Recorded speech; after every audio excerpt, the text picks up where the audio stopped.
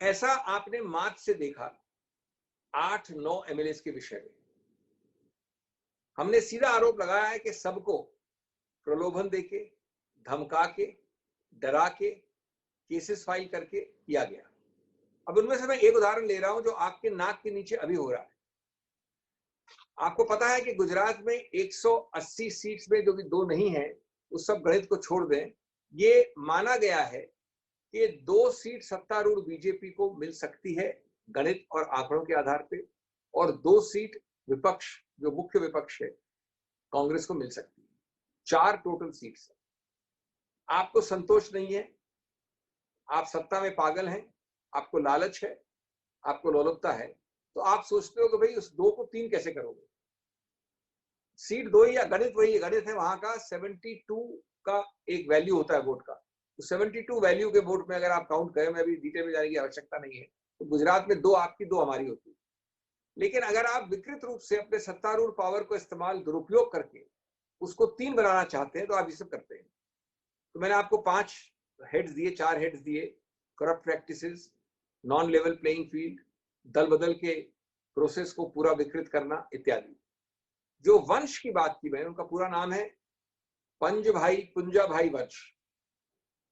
ये ऐसे 8-9 केसेस हो चुके हैं। मैं आपको एक सिर्फ उदाहरण दे रहा हूं, ये नहीं समझिए कि हमारी सूची में सिर्फ यही है। उनको एक केस में, अब आपको पता है कि ये चुनाव तो हो गया होता मार्च में, कोरोना के कारण अब ये स्थगित हो गया। जैसे ही स्थगित हुआ, बीजेपी की एक ही सोच है कि हमें 3 महीने का एक विंडो मिल गया, और करो खरीद फरोख्त, और करो एक नंगा नाच पैसे का, और करो इस प्रकार की कुरीतियां जिनका संवैधानिक कुछ स्थल नहीं है। तो इन्होंने वापस शुरू किया, और 19 की तारीख जानते हुए जबकि वोटिंग होगी, एक पुराने इंसिडेंट ऊना में फायरिंग के विषय में, जहां पे इनका नाम भी नहीं है कंप्लेंट में, ये उपस्थित भी नहीं थे, 8 जून को बुलाया गया पुलिस के सामने। ये व्यक्ति पंजभाई वंश का कोई क्रिमिनल बैकग्राउंड नहीं है। हार्डकोर क्रिमिनल्स को भी आप फौजदारी की प्रक्रिया में इस प्रकार से नहीं घेरते हैं। कंप्लेंट में इनका नाम नहीं है, वारदात पुरानी है, 8 और अभियुक्त हैं, उनके विवरण में इनका नाम नहीं आता है। और ये मान लीजिए कि आप तंग करना चाहते हैं, 12 घंटे भी आपके लिए पर्याप्त नहीं है, तो ये अचानक गतिविधि चुनाव के पहले कैसी?